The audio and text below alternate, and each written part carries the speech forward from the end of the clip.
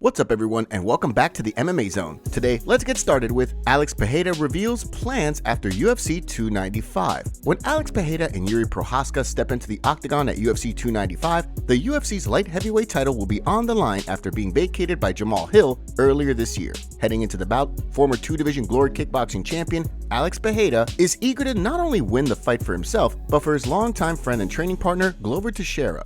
After what he hopes will be a win, Pereira plans to give the light heavyweight title back to Teixeira. He spoke in an interview with CBS Sports about the fight and his desire to keep a clear head.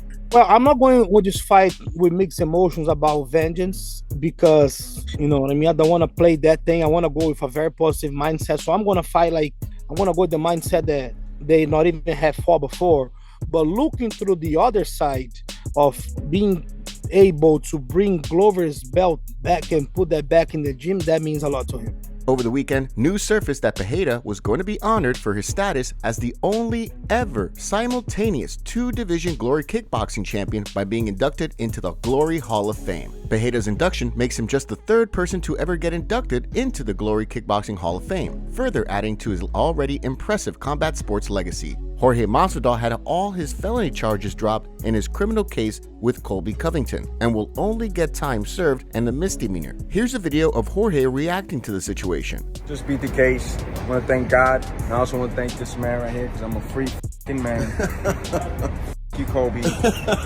It's going to be a f***ing movie now. All these orders, all these restraining orders, all these things been lifted off. It's going to be a f***ing movie. Thank you, Brad. You're welcome, man. You're running into trouble. This is the dude right here, huh? I'm telling you. Undefeated in this f***ing courtroom. Next up, let's take a look at Dana White reacts to Islam Makhachev rumors. Over the weekend, Ariel Helwani reported that a lightweight title fight between Charles Oliveira and Islam Makhachev was in the works for January in Canada. After an action-packed night of fights in Sao Paulo, UFC CEO Dana White shed light on the situation, with Brett Okamoto reporting that the fight will not headline the UFC 297 card. Although Oliveira is expected to get the next crack at the 155-pound title, White left the door open to another contender stepping in, saying, quote, "Anything is possible. It's whenever both are ready." While speaking on the UFC Fight Night Sao Paulo post-fight show over the weekend, Oliveira gave his thoughts on the rumors, saying that he's likely to return to training in a week or so. "We just heard this from the locker room. People were asking us on the messages about getting it. This is the first time we heard about it. That's the timeline, January maybe. So who knows?" Islam Makhachev's manager, Ali Abdelaziz, took aim at Helwani for reporting that the fight is in the works, touching on a sore spot as he referred to Helwani being unable to get credentialed at UFC events by writing, "Guys, please don't listen to people who can't even get credentials to UFC events. Fake news bitch." The post earned a response from Helwani, who shed light on some less than favorable details about Abdelaziz by writing, "Hey, at least I can get on a plane and leave the country." As Abdelaziz wrote in a follow-up tweet, Justin Gaethje, who's also one of his clients, should be next up for a crack at the lightweight title over Oliveira. With Gaethje and Oliveira both in line for cracks at the belt, it'll be interesting to see who the UFC decides to go with. Next up, let's take a look at Islam Makhachev trashes Derrick Lewis. Islam Makhachev was one of the many who were left unimpressed by the UFC Fight Night Sao Paulo clash between Derrick Lewis and Jailton Almeida. Although the Black Beast stepped in on short notice, he often found himself stuck in unfavorable positions for extended periods of time, despite some impressive moments of his own during grappling exchanges. Time and time again, Lewis seemed to momentarily swing momentum in his favor before then giving up position. On the flip side, many were unimpressed with Jailton Almeida's top game, given that he was unable to finish Lewis despite 21 minutes of control time. Lightweight champion Islam Makhachev took to social media to share his thoughts on the fight, first writing, "When you never training grappling," and then writing, "Give him a pillow." For Lewis, the loss now puts him at 1-4 in his last 5 fights. On the flip side, with the win, Almeida's run in the UFC continues, putting him one step closer to a title shot. Now, let's shift gears and take a look at Jamahal Hill goes off on Ariel Helwani. Ariel Helwani's recent spat with Chael Sonnen has continued to generate the attention of the MMA community following a heated back and forth. After getting into it on the MMA Hour last week regarding Francis Ngannou's fight with Tyson Fury, things ended on a sour note. In a video for his YouTube channel, former light heavyweight champion Jamahal Hill shared his thoughts on the situation, given his previous beef with Helwani. But whenever you had a problem with me, you was crying to my manager, "He's threatening me, he's doing this, he's doing that." Now that was a real big move. Now let's be clear. You were only being tough like this, talking all of these things, because you had a screen in between y'all. If Chael's in your face in person, you're not talking like that. Like, let's be real. The situation also caught the attention of former bantamweight champion Aljamain Sterling, who reacted in a separate video for his YouTube channel. As he explained, when Sonnen hung up at the end of the episode, he wanted the last 50 minutes of his life spent watching the video back. I'm not saying you guys can't have, like, friends can't have heated moments. Guys, I'm from Long Island. We break each other's balls all the time, but there was, like, parts where it just seemed like, I would say mostly Chael was just taking a dig at Ariel, trying to just, like, almost like, yeah, I'm just trying to hurt your feelings right now. I'm trying to say things that I know people have said about you in the past. And I like both these guys. From the sounds of things, the MMA community is largely split regarding how they see the situation, with some taking Sonnen's side and others taking Helwani's.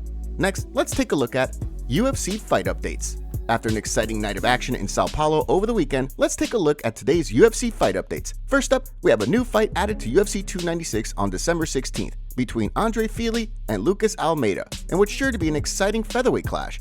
The bout will see Fili look to bounce back from a July loss to Nathaniel Wood, while Almeida will be looking to return to the win column after a June loss to Pat Sabatini. The event, of course, will be headlined by a welterweight title fight between Leon Edwards and Colby Covington and will take place in New York. Looking ahead to the new year, despite reports of Makhachev versus Oliveira 2 not taking place on the UFC 297 card, the UFC doesn't intend to have Alexander Volkanovski and Ilia Topuria compete in the main event. Although the featherweight champ is eager to return to action, a report from Ariel Helwani has indicated that Volkanovski versus Topuria will take place in February at UFC 298. With Volkanovski eager to return to action and bantamweight champion Sean O'Malley eager to defend his title in the new year as well, expect some big fight announcements for the UFC's early 2024 pay-per-view cards soon. Next, let's take a look at Belal Muhammad fighting for the belt next? After Leon Edwards and Colby Covington settled things in New York, Belal Muhammad is eager to get his crack at the welterweight title. Following a win over Gilbert Burns, Muhammad found himself in a difficult position: either sit on the sidelines and wait to fight the winner of the Edwards versus Covington bout, or compete and risk his spot as the #1 contender. According to Ali Abdelaziz, who spoke with MMA Fighting, Dana White promised Muhammad a title shot for his next fight, and he expects him to deliver. Dana promised him a title shot. "I'll close my eyes and I'll sleep well." Dana always keeps his word. He's the #1 contender. Nothing else makes sense for him, not even the Kamaru Usman fight. It would have to be financial things, but now Kamaru is a middleweight. As Abdelaziz went on to explain, he believes that either Leon Edwards or Colby Covington will be unable to compete at UFC 296 in December, opening the door for Muhammad to step in on short notice. Whether or not that happens, it sounds as though the streaking welterweight contender will be next up for a crack at the belt in the new year. Next, let's take a look at Jon Jones versus Francis Ngannou in MMA next. Although Francis Ngannou may not have defeated the Gypsy King Tyson Fury on the judges' scorecards in Saudi Arabia, his stock undoubtedly rose with the impressive performance. Following the fight, there's been much talk of Ngannou's next move, with Saudi Arabia reportedly already making him an offer for another fight. During a recent episode of The Fighter vs. the Writer, longtime UFC veteran Matt Brown shared his thoughts on the situation, stating that the only reason Ngannou should come back to MMA is a fight with Jon Jones. If somehow, which we know is not going to happen, the UFC co-promotes with PFL and it's Jon Jones versus Francis Ngannou. And that's the biggest fight you can make in MMA history. That especially, like, now's the time to strike if they're ever going to do that, right? I mean, obviously John's got to come back from his injury. And no offense to Stipe, I'm friends with Stipe. I'm a gigantic fan. But if I'm Jon Jones, I go talk to Dana and I say, bro, let's make this happen. Let's do the co-promotion. The way former interim lightweight champion Dustin Poirier saw the fight, even though Ngannou didn't go home with a win in the record books, his performance was a win for MMA as a whole. To see a mixed martial artist who had short time in his mixed martial arts career, it's not like he's been doing it since he was 16 or 15 or 14 like these kids are now. He started later in life. And to see him go in there and not only compete, but arguably win the fight is incredible. I mean, that's a win for mixed martial arts. It shows that we are well versed in all aspects of combat, and we know that. It was a win. With Ngannou's place as one of the biggest stars in combat sports solidified, it's safe to say there's plenty of hype surrounding his next move. The only question is, who will he fight next? What's up, guys? I'm going to hit you with 3 more pay-per-view headliners. In January, we're doing Sean Strickland versus Dricus du Plessis. In February, we're doing Volkanovski versus Topuria. And in March, we're doing O'Malley versus Vera. Busting into the new year with some fun fights. I'll see you guys in New York City. Sean Strickland had this to say: why Canada? GSP, did you do this bullshit? No guns, no freedom of speech. UFC, are you with me? Well, I didn't want to fight in January. Canada is the enemy of freedom, but I was asked to help 2 women do their job. So here we go. And they call me sex. Top comments. I don't consider Islam not fighting McGregor bad news. In fact, I think it would be bad news for them to fight. It makes literally 0 sense whatsoever. Conor lost his last 3 fights. Like, who the fuck is that guy anymore? Izzy showed his inability to control his emotions, loses and can't talk to anybody, quits/retires, come back after 2 weeks. Then there's the horrendous trash talk and buildup. Sean broke him, lol. Can we please just drop the Zuckerberg versus Musk? It was never happening. So tired of ex-champs getting immediate rematches. Kind of devalues the belt. Make sure to leave a comment and you might get featured in our next video. Thanks for watching. If you enjoyed, make sure to subscribe and turn on notifications to never miss any MMA news. Check out our video from yesterday if you missed it. See you tomorrow.